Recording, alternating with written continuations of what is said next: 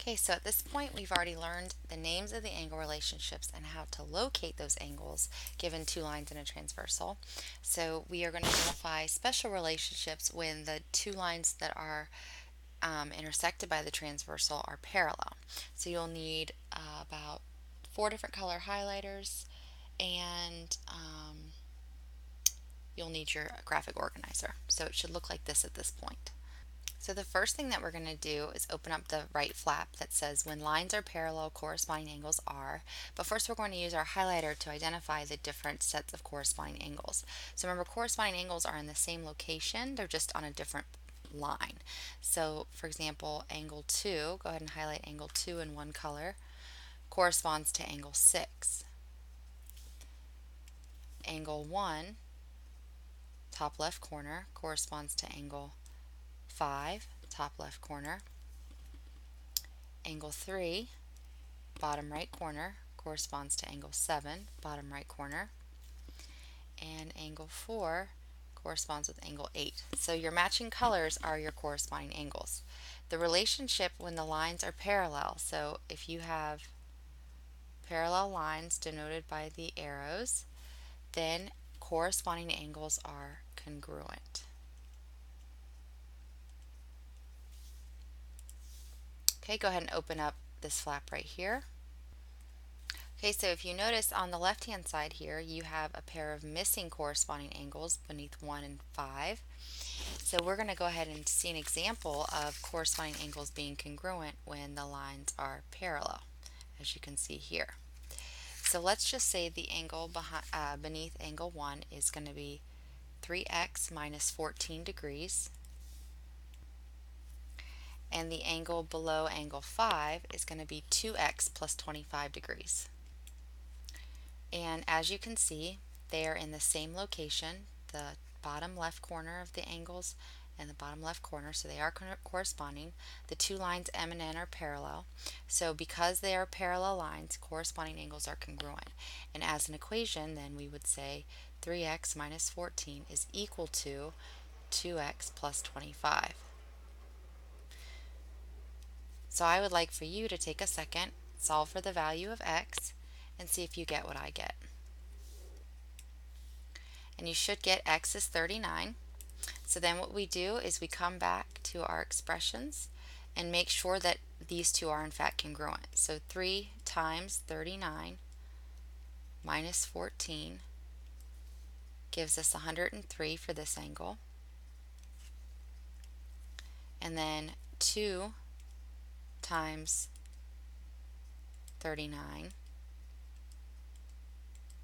plus 25 gives us 103 for this angle.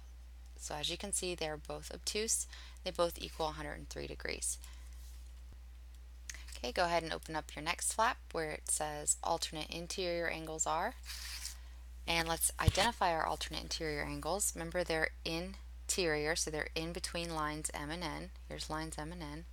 So they're interior and they're on alternating sides of this transversal.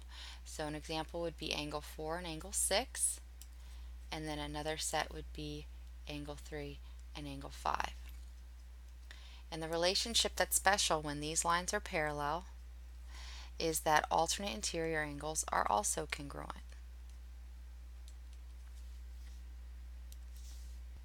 So if you open up the flap next to alternate interior angles, let's go ahead and see an example of this.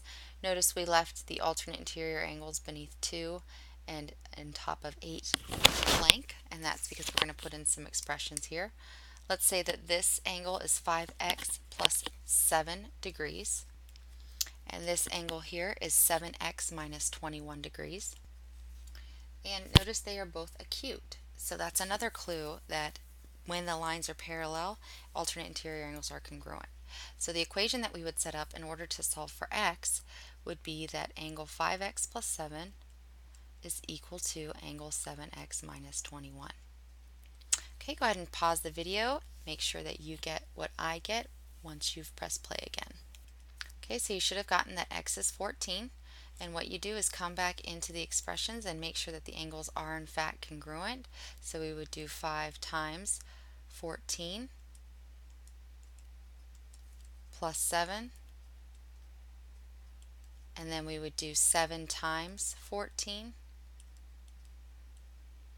minus 21, and the two angles should both be 77. So because they're both 77 degrees, we know that we did this problem correctly. Okay, then we have alternate exterior angles. So before we identify the relationship, let's go ahead and highlight our different pairs of alternate exterior angles. Alternate exterior on the exterior of these two lines. So they're out here, and they're on alternating sides of the transversal. So we have angle 2, which is alternate exterior to angle 8, and then we have angle 1, which is alternate exterior to angle 7. The relationship that exists when the lines are parallel is that alternate exterior angles are also congruent. So if you notice on the left-hand flap, we have a pair of alternate exterior angles that have been left blank. And we're going to go ahead and say that the one in the top left corner is 4x degrees. And the one in the bottom right corner is 36 plus x degrees. And if alternate exterior angles are congruent, in order to solve for x, we would once again set 4x equal to 36 plus x. I would like for you to solve for x in this equation and then substitute your x back in and tell me what each angle measure is. Pause the video and see if you get what I get. So you should get that x is 12 and each angle measure is 48 degrees. If you did not get that, raise your hand and ask for help. Okay, so now we get a little bit tricky. Let's talk about consecutive interior angles or same side angles. So same side interior angles are in between these two lines and they're on the same side of the transversal. So you have angle 3 and angle 6, and you also have angle 4 and angle 5. And the different property about consecutive interior angles is that when the lines are parallel, that consecutive interior angles are supplementary.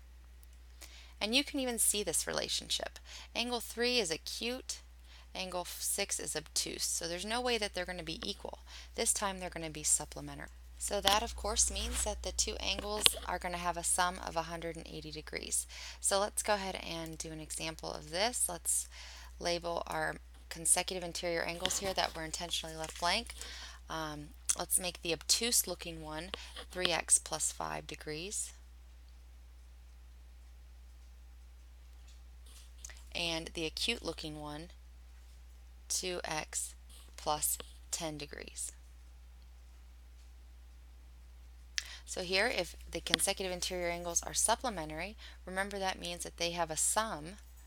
So sum, add them together, 3x plus 5 plus 2x plus 10.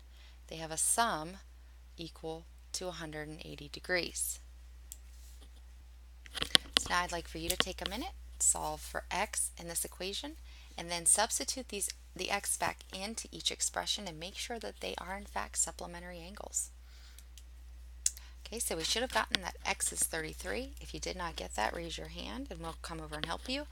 And then once you substitute x back into each expression, you get 104 and 76 degrees, which is equivalent to 180. Okay, and the last angle relationship is consecutive exterior angles. Let's go ahead and highlight our consecutive exterior. Remember, exterior means outside the two lines M and N. So consecutive meaning on the same side, we would have angle 1 and angle 8. And then we would have angle 2 and angle 7. And if the lines are parallel, notice again that one is obtuse and the other is acute. And if one angle is obtuse and the other is acute, then that makes consecutive exterior angles supplementary as well.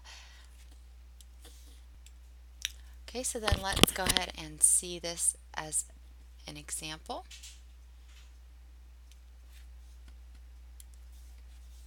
Oops.